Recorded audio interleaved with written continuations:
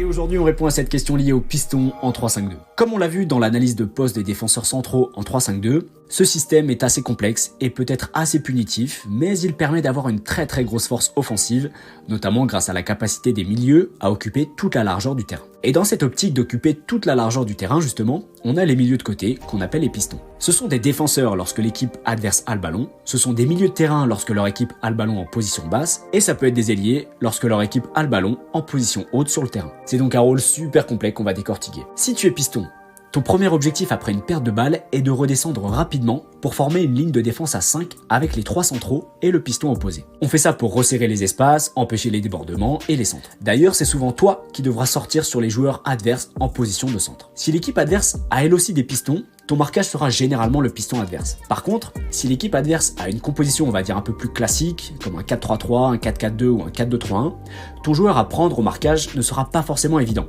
Et ton coach demandera généralement un marquage en zone. Quoi qu'il en soit, garde en tête que tu es le responsable de tout ce qui va se passer dans ton couloir. Tu peux donc te rapprocher de l'axe pour apporter du surnombre et presser les joueurs adverses à plusieurs, mais évite de franchir cette ligne qu'on va dire théorique du milieu de terrain, puisqu'en cas de grosse transversale vers ton côté, tu dois être impérativement à la retombée du ballon pour jouer le premier ou le second ballon.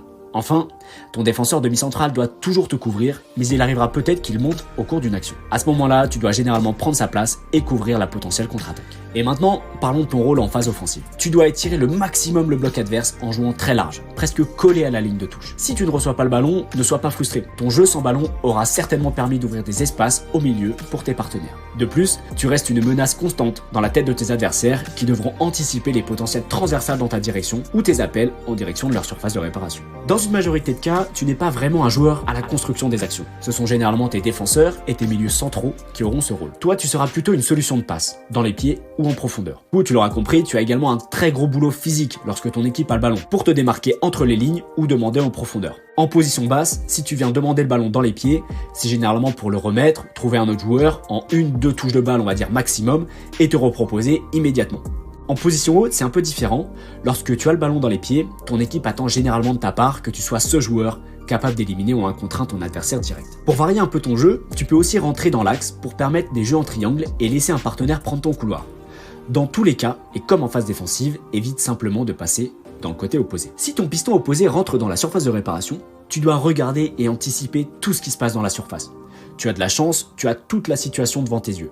Tu es le seul joueur sur le terrain dans ce cas-là. Si a priori le déplacement logique est un appel de balle au second poteau, tu auras peut-être ton numéro 9 qui sera dans cette zone. Et comme je viens de te le dire, puisque tu as la chance d'avoir le jeu devant toi, tu dois comprendre que son appel a certainement permis la création d'un espace que tu pourras prendre. Ton coach sera très certainement très exigeant avec la transition offensive-défensive dont tu es un des joueurs clés. Tu dois être capable de te replier rapidement et une des astuces, lorsque tu n'es pas vraiment concerné par l'action et que tu sens que ton équipe peut perdre le ballon, c'est de se positionner de façon intermédiaire. Ça va te permettre d'être replié très rapidement. Avec ce poste de piston, tu dois donc savoir courir vite, longtemps, souvent, et tu es responsable de ton couloir. La chance que tu as, c'est lorsque tu n'es pas vraiment concerné par le jeu, tu peux souffler quelques instants, mais tu devras assez vite remettre la machine en marche pour mettre constamment le doute dans la tête de tes adversaires. Voilà, j'espère que j'ai répondu à la question. Si vous voulez que j'approfondisse ce sujet ou un autre, n'hésitez pas à le mettre en commentaire.